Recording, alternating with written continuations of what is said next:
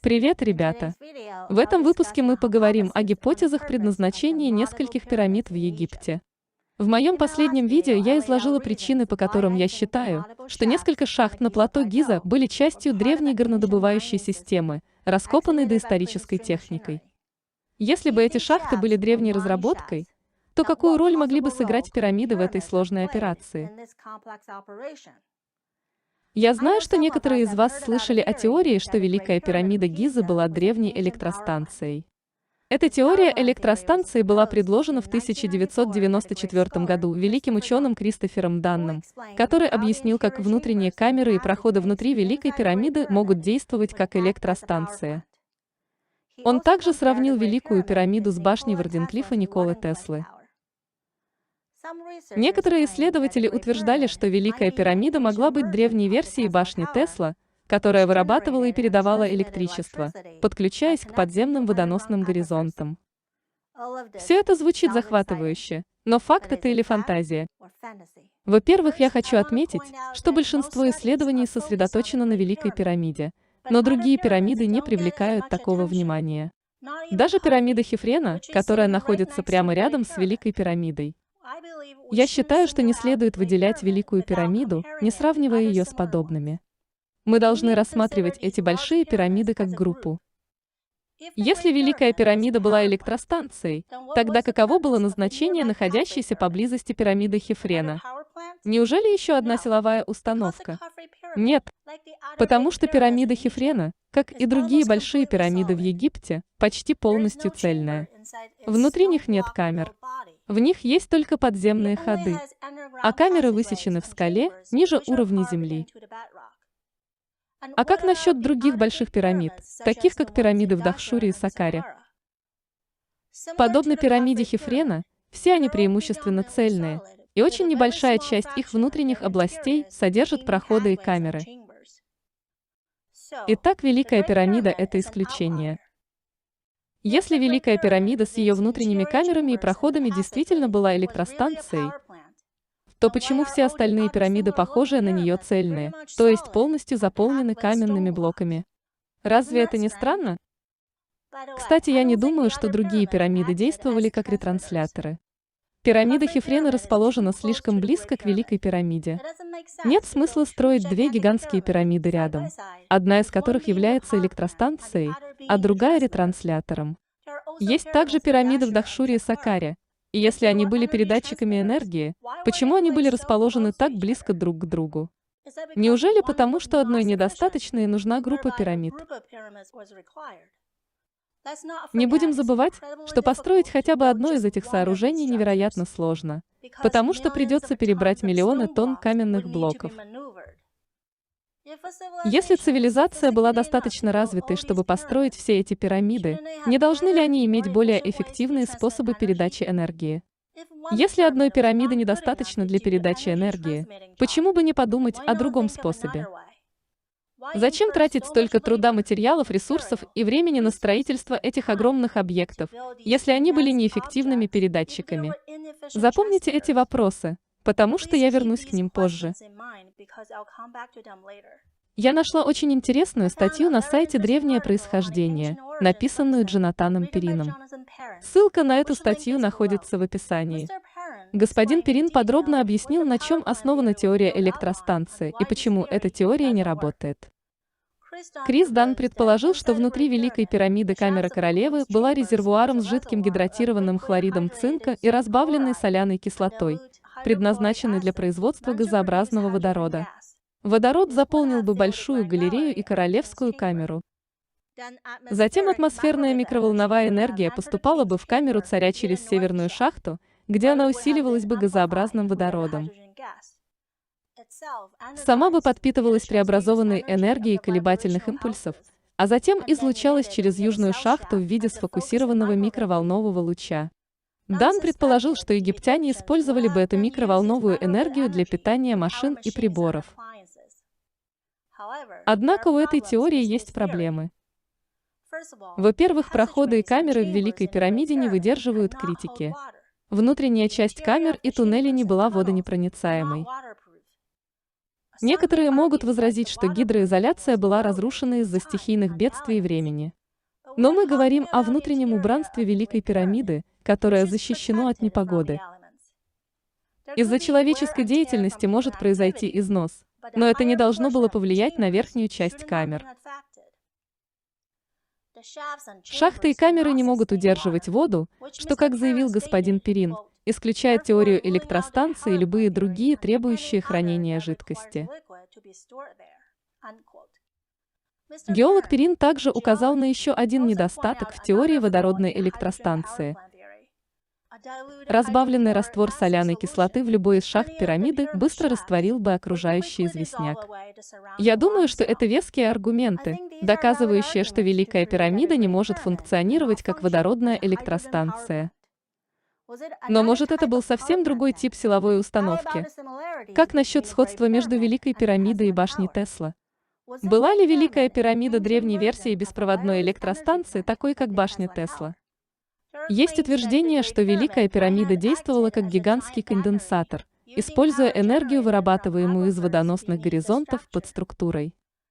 Шахты являлись проводниками, а известняк, который когда-то покрывал снаружи пирамиду, действовал как изолятор. А золотой пирамидион сверху передавал энергию, как катушка Тесла. Многие отмечают следующее сходство. И Великая пирамида, и башня Тесла в основном были неметаллическими. Оба сооружения построены на пористом известняковом фундаменте, пронизанном водоносными горизонтами с соленой водой и с туннелями, вырытыми глубоко под землей. Оба сооружения были высокими, с золотыми замковыми камнями, через которые могло выводиться избыточное электричество. Исходя из этих утверждений, любой бы подумал, что эти оба сооружения очень похожи. Но подождите. Здесь есть некоторые несостыковочки.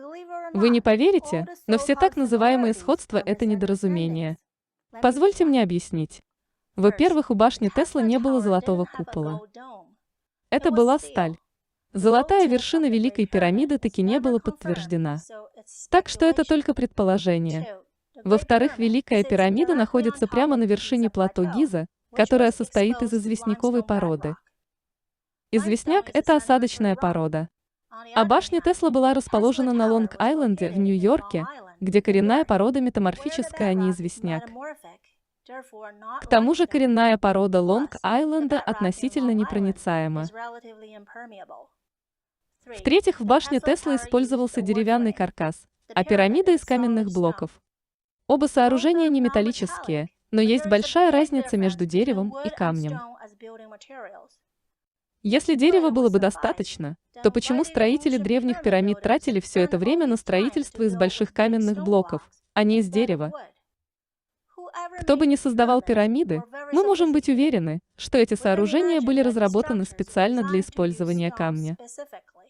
В-четвертых, высота башни Тесла 187 футов или 57 метров. Высота Великой пирамиды 480 футов или 146 метров. Это большая разница.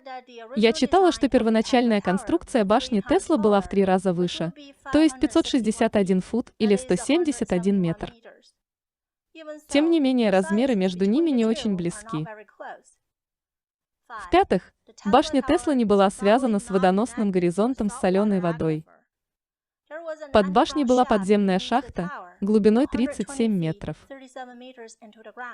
Тесла заявил, что внизу шахты были установлены специальные машины, которые проталкивали 16 железных труб в землю, один отрезок за другим, а затем электроток через эти трубы отправлялся в землю. Он ничего не упомянул о воде. И в соленой воде железо ржавеет гораздо быстрее. Зачем ему использовать железные трубы, если шахта предназначена для подключения к грунтовой соленой воде? В этом нет смысла. Кроме того, нет никаких доказательств того, что Великая пирамида была связана с водоносным горизонтом. В моем последнем видео я объяснила, почему я думаю, что шахта Осириса и другие шахты на плато Гиза были частью древней горнодобывающей системы. Ссылку на видео вы найдете в подсказке. Шахты и Великие пирамиды лишены каких-либо египетских иероглифов и фресок, а их конструкция демонстрирует очень сложные технологии. Шахта Осириса и пирамида Хуфу также имеют одинаковые большие следы от инструментов, напоминающие следы от современных машин. Следовательно, вполне возможно, что шахты и пирамиды были построены примерно в одно время с использованием аналогичных технологий. Первый ствол шахты Осириса имеет очевидные следы эрозии, но нижние уровни и стволы не имеют явных следов эрозии. Интересно, что на теле сфинкса есть похожие следы эрозии. Шахта Осириса находится на плато Гиза, а сфинкс расположен на более низкой плоскости. Поэтому тело сфинкса может находиться в тех же слоях скалы, что и первый ствол шахты Осириса. Я думаю, это может быть признаком того, что сфинкс и шахта Осириса существовали примерно в одно и то же время. Основываясь на следах эрозии на скале, окружающей сфинкса, геолог доктор Роберт Шох датировал сфинкса концом последнего ледникового периода, то есть более 12 тысяч лет назад. Следовательно, шахта Осириса и Великая пирамида могут быть такими же древними. Плато Гиза находится у начала дельты Нила. И ученые отметили, что уровень грунтовых вод в прибрежных районах связан с уровнем моря. Если комплекс Гиза был создан более 12 тысяч лет назад, то в то время уровень моря был примерно на 60 метров ниже, чем сегодня. Таким образом, мы можем предположить, что уровень грунтовых вод в Гизе тогда был также примерно на 60 метров ниже, чем сегодня. Интересно, хватит ли этого низкого уровня грунтовых вод для выработки энергии, как описано в теории электростанции водоносного горизонта. Кстати, также возможно, что шахты Гиза и комплекс пирамид были построены еще раньше. Возможно, во время тысячелетней засухи, когда уровень грунтовых вод был примерно на 100–120 метров ниже. Строительство пирамид требует безумного труда. Единственное, в чем мы можем быть уверены, это то, что они были построены, чтобы служить очень долго. Это означает, что их первоначальная цель должна быть хорошо продумана. Потому что никто не захочет тратить столько времени и труда на создание чего-то временного. Если пирамида была спроектирована для получения энергии из подземного водоносного горизонта, то инженерам и архитекторам следовало бы учитывать колебания грунтовых вод. Они бы подумали о нестабильности грунтовых вод и ненадежности строительства электростанции, работающей таким образом. Теперь вы видите, что общеизвестное сходство между Великой пирамидой и башней Тесла основано на предположениях и неточной информации. Есть еще одна вещь, о которой стоит упомянуть. Я процитирую Тома Ли, профессора электротехники из Стэнфордского университета, который называет Теслу героем, и который изучал патенты и работы Теслы. О башне Тесла профессор Ли сказал: «Это, безусловно, прекрасная мечта. Но, как и все остальное, эта фантазия разваливается на части, когда внимательнее присматриваешься к деталям. Если вы собираетесь передать полезное количество энергии в произвольную точку где-то далеко, это означает, что вам придется распылить огромное количество энергии на множество других точек, которые не обязательно будут использовать эту мощность. В принципе, да, вы действительно могли бы поставлять энергию таким образом, но это был бы ужасно неэффективный способ это делать. Большинство людей не хотят жить рядом с электростанцией или линиями электропередач.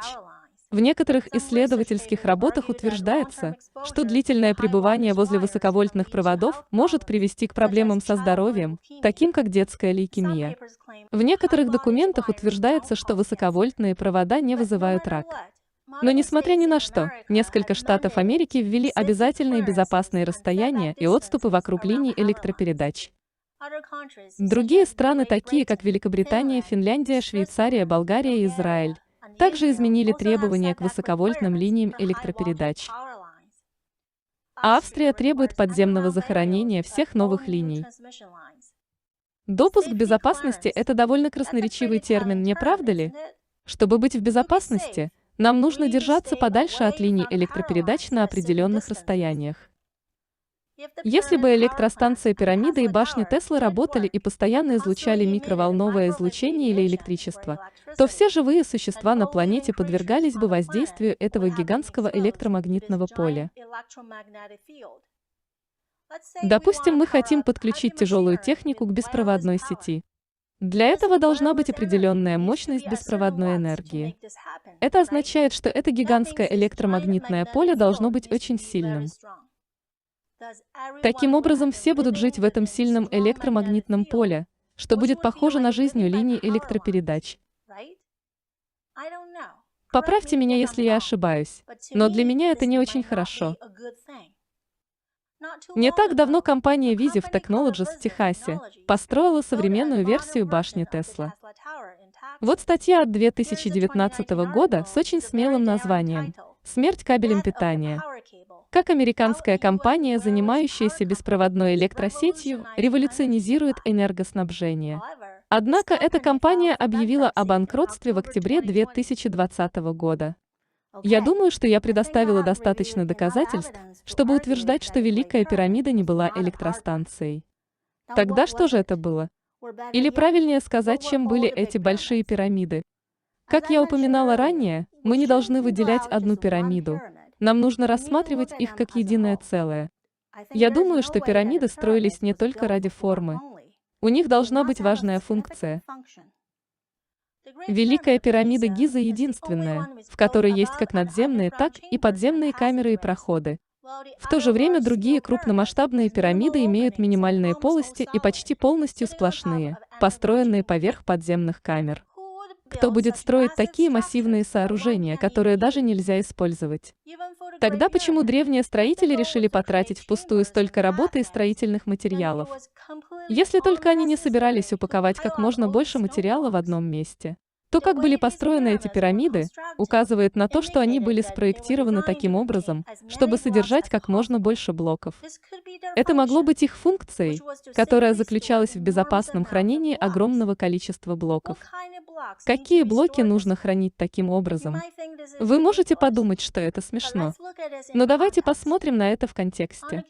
На плато Гиза крупные шахты и подземные камеры могут принадлежать древнему подземному руднику. Шахты находятся недалеко от пирамид. Великая пирамида имеет те же следы инструментов, что и шахта Осириса. Вполне возможно, что между пирамидами Гиза и системой подземных горных работ существовала фундаментальная связь. Если эти древние шахты были выкопаны для добычи полезных ископаемых, то какую возможную роль могли сыграть пирамиды в этой сложной операции? Я уже говорила вам о своей провокационной теории о предназначении пирамид в Гизе. В следующем видео я подробно о ней расскажу. Ваши мысли мы ждем в комментариях. Это любопытное существо, я Тина. А в мире еще много загадок. Но в один ролик они все не поместятся. До новых встреч! Спасибо за просмотр. Все ссылки на источники информации в описании под роликом. Так что пишите комментарии, жмите на пальцы, делитесь этим видео с друзьями, подписывайтесь на канал, ну а мы пока поищем что-нибудь интересное для следующего ролика. Монтаж, перевод, озвучка и анимация студии Эльмукон.